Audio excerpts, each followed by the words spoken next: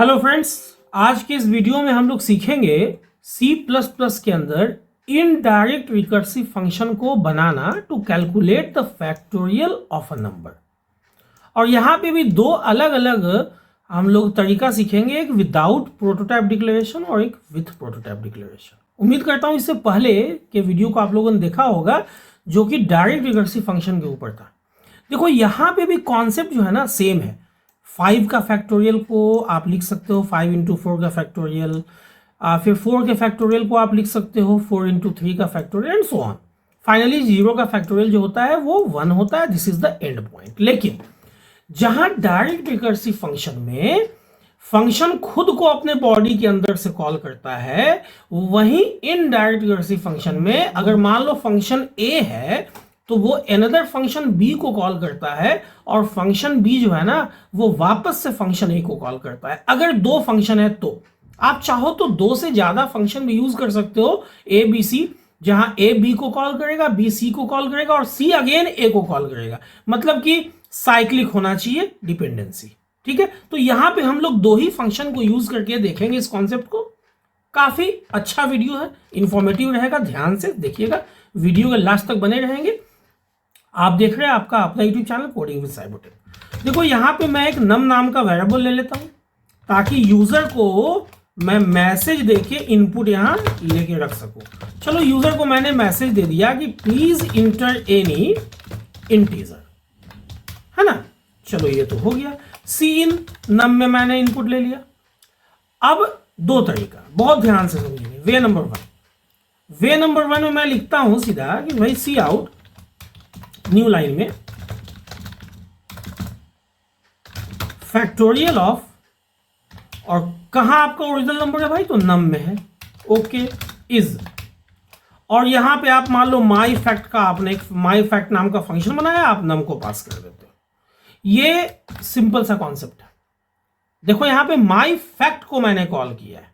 ठीक, चलो वे number two आपका कहता है कि आप अगर चाहो तो एक इंटरमीडिएट वेरिएबल ले लो। मान लो अब मैंने आर ले लिया और यहां मैंने माई फैक्ट को कॉल किया है नम के साथ। तो जो भी माई फैक्ट का रिटर्न वैल्यू होगा वो तो इस पर्टिकुलर वेरिएबल में आ जाएगा। अब आपको बस नॉर्मली यहां पे मैसेज प्रिंट करना, और जहां पे आपने माई फैक्ट को कॉल किया वहां पे आप इस पर्टिकुलर वेरिएबल को यूज कर लो, क्योंकि इस वेरिएबल में माई फैक्ट का ही तो रिटर्न वैल्यू है। ये तो चलिए आपका काम हो गया, कॉलिंग सेक्शन हो गया। और देखो यहां पे आप वैल्यू ही पास कर रहे हो तो ये पास बाय वैल्यू है। अब रही बात कि भाई आपको फंक्शन को बनाना होगा। अब बहुत ध्यान से समझिएगा, ये एग्जाम्पल आपको बताएगा कि क्यों प्रोटोटाइप डिक्लेरेशन की जरूरत पड़ी। अब जैसे आप यहां लिखते हो INT माई फैक्ट, और यहां मान लो आपने INT n ले लिया। n यहां क्या है, डमी आर्गुमेंट है, फॉर्मल आर्गुमेंट। अब आपने यहां लिखा कि अगर n का वैल्यू 0 है तो 0 का फैक्टोरियल क्या होता है भाई, तो 1 होता है। तो रिटर्न 1 को कर दो, नहीं तो रिटर्न करो n इंटू। अब देखो ध्यान से, यहां से आपने फैक्ट को कॉल कर लिया। देखो माई फैक्ट फंक्शन है, बहुत ध्यान से समझना। माई फैक्ट ने माई फैक्ट को कॉल नहीं किया है। अगर ऐसा होता है तो वो डायरेक्ट रिकर्सिव फंक्शन आता। माई फैक्ट ने कॉल किया है फैक्ट को n-1 के साथ। तो अब आपको फैक्ट भी तो बनाना होगा सेम तरीके से। तो अगेन आप फैक्ट के लिए भी सेम कोड लिखोगे, सिर्फ यहां नाम मैंने कॉपी पेस्ट कर लिया है। यहां भी सेम कॉन्सेप्ट, लेकिन रिटर्न में फैक्ट जो है वो माई फैक्ट को कॉल कर लेगा। मैंने क्या बोला था, फंक्शन ए फंक्शन बी को कॉल करे और फंक्शन बी वापस से फंक्शन ए को। तो यहां मान लो फंक्शन ए जो है वो माई फैक्ट है और फंक्शन बी जो है वो फैक्ट है। तो माई फैक्ट ने फैक्ट को कॉल किया, फंक्शन ए ने फंक्शन बी को कॉल किया, और फैक्ट ने अगेन माई फैक्ट को कॉल कर लिया। लेकिन अब ध्यान से समझो, अगर अभी आप इतना लिख के कंपाइल कराते तो ये एरर देगा। देखो क्यों एरर दिया इसने यहां पे फैक्ट में, भाई माई फैक्ट नाम का जो फंक्शन है इसके बॉडी के अंदर से आपने फैक्ट को कॉल किया है, और फैक्ट का डेफिनेशन कहां है भाई, तो बाद में है। अब आप कहोगे कि भाई फैक्ट का डेफिनेशन को मैं उठा के ऊपर रख देता हूं। अच्छा चलो ये भी करके देख लो। अगर आप ऊपर रखते हो तो अगेन अब क्वेश्चन उठेगा कि भाई हु इज माई फैक्ट। देखो इसको कंपाइल रन करा के, यहां पे आने के बाद आपको लगेगा कि अच्छा यही वजह थी कि प्रोटोटाइप डिक्लेरेशन का कॉन्सेप्ट आया था। अब आप यहां पे देखो, यहां मजबूरी है, कॉन्सेप्ट ऑफ प्रोटोटाइप डिक्लेरेशन, यही एकमात्र वजह है जिसके चलते प्रोटोटाइप डिक्लेरेशन का कॉन्सेप्ट आया। अब यहां देखो बाद में किस फंक्शन का डेफिनेशन है, माई फैक्ट का। तो जिस फंक्शन का डेफिनेशन बाद में हो ना, चाहे वो एक फंक्शन हो या एक से ज्यादा हो, बस सिर्फ उन सारे फंक्शंस का प्रोटोटाइप डिक्लेरेशन आपको कर लेना है। यहां पे माई फैक्ट का है, मैंने माई फैक्ट का कर लिया।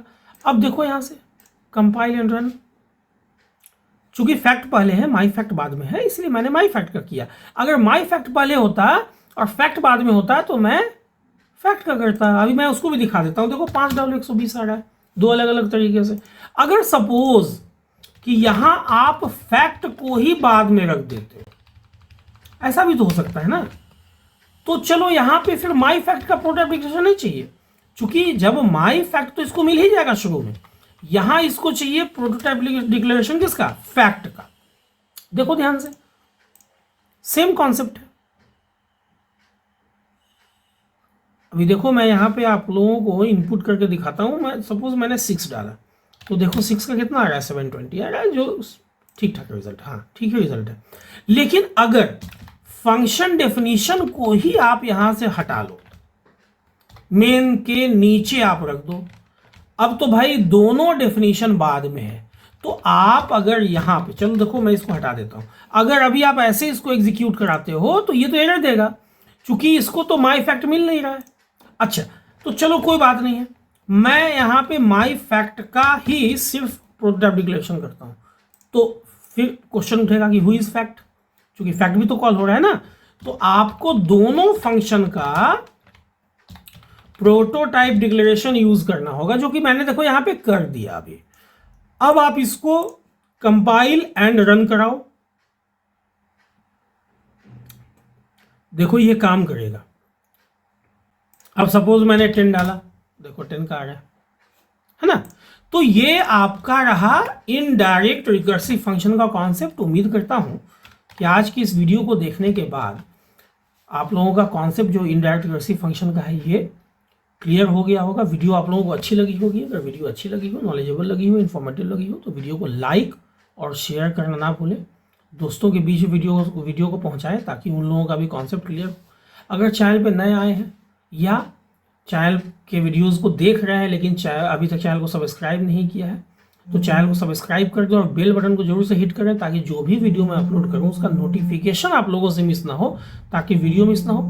वीडियो के लास्ट तक बने रहने के लिए आप लोगों का बहुत बहुत धन्यवाद, शुक्रिया, थैंक्स अ लॉट।